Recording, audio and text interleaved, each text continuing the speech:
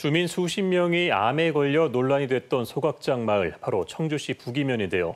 집단 암발병의 원인이 뭔지, 소각장 때문인지를 살펴보는 건강영양조사 결과가 나왔습니다. 먼저 마을의 실상과 오늘 공개된 보고서 내용을 송국회 이정훈 기자가 차례로 전해드립니다. 네, 60명, 지난 10년 동안 청주시 북이면에서 암으로 숨진 주민 수입니다. 이 가운데 절반이 넘는 31명은 폐암이었습니다. 현재 호흡기나 기관지 질환을 앓고 있는 주민도 40명이 넘습니다. 청주시 외곽 농촌에서 유난히 암과 호흡기 환자가 많이 나오는 이유가 뭘까요?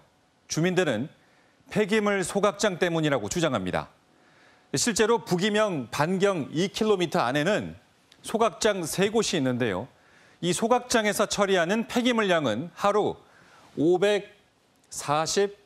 542톤에 달합니다. 전국 최대 폐기물 소각지 가운데 한 곳으로 꼽히는 청주시 전체 소각량의 37%가 이 세 곳에서 처리되고 있습니다. 북이면 주민들은 소각장에 들어서기 시작한 2000년대 초반부터 유해 물질 등의 영향으로 건강이 악화됐다고도 주장합니다. 실제로 지난해 북이면의 재가암 환자 수는 47명인데요. 10년 전 12명보다 무려 4배가량 늘었습니다. 북이면이 속한 청주시 청원구의 전체 재가암 환자 수는 207명. 청원구의 재가암 환자 4명 중 1명 이상은 북이면 주민이란 얘기가 나옵니다. 청원구 전체 주민의 2%에 불과한 이 북이면에서 재가암 환자 비율은 20% 넘게 나오고 있습니다. 자, 결국 북이면 주민들은 2019년 이런 내용을 근거로 환경부에 건강영향조사를 청원했습니다. 전국 최초로 소각장이 주민 건강과 연관성이 있는지 상관관계조사가 진행됐는데요. 1년 반 만에 결과가 나왔습니다. 이정훈 기자가 취재했습니다. 전국에서 처음 진행된 집단 암발병과 소각장 간 인과관계에 대한 건강영향조사. 결론은 소각시설에서 배출하는 유해물질과 주민들의 발암 연관성을 명확하게 입증하기 힘들다고 발표됐습니다.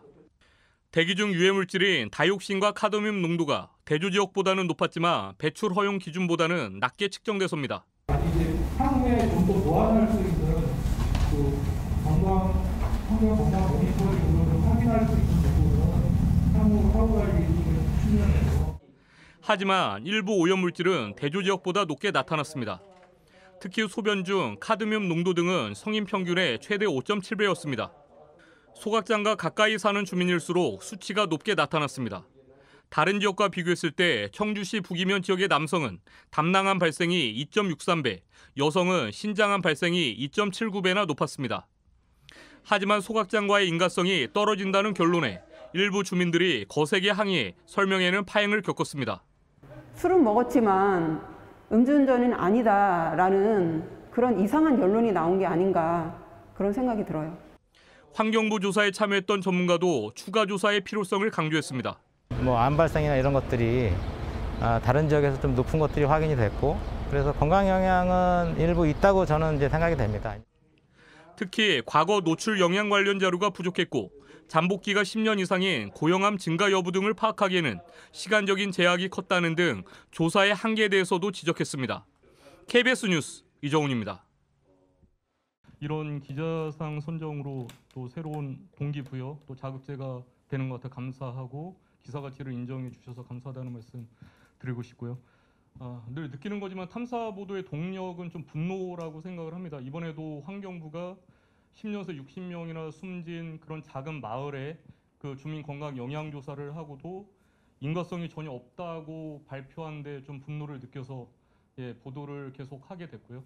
또 이게 그 언론에 늘 문제로 지적되지만 환경부 출입 기자들이나 지역 사회에서는 그냥 그 환경부의 보도 자료만을 좀 맹목적으로 좀 받아 쓰다 보니까 그게 사실이 되어버리는 그런 문제, 그런 부분에 또 주민들이 좀 분노하는 그런 부분들을 현장의 목소리를 전달하는 데 그치지 않고 그거를 또 검증을 하면서 환경부의 그런 논리를 반박을 하고 싶었고, 검증하면서 환경부의 그런 결론이 사실관계가 다른 부분들, 그러면서 재조사까지 필요하다는 그런 부분들을 이끌어내기 위해서 노력을 했고요. 전국에 사실 수많은 매립장과 소각장이 요즘에 황금알을 낳는 거위라고 해서 지금 상당히 난립을 하고 있습니다. 그리고 또 정부가 폐기물 정책의 난립 그 난맥상을 보이면서 또 이런 그 매립장이나 소각장이 그 농촌에서도 힘없는 그런 노인들이 많이 사는, 어르신들이 많이 사는 고령화가 심각한 곳을 파고들고 있거든요. 뭐 잘 아시는 맥커리도 그렇고 SK 대건설, 여기 뭐 SBS 기자들은 오지 않았지만 모기업인 태영, 사실 상당히 많은 이런 그 사모 펀드들까지 지금 상당히 그 매립장과 소각장에 뛰어들고 있는데, 이런 문제를 이렇게 이번에 또 상까지 주신 만큼 끝까지 매선 감시견의 역할을 하기 위해서 최선을 다하도록 하겠습니다. 감사합니다.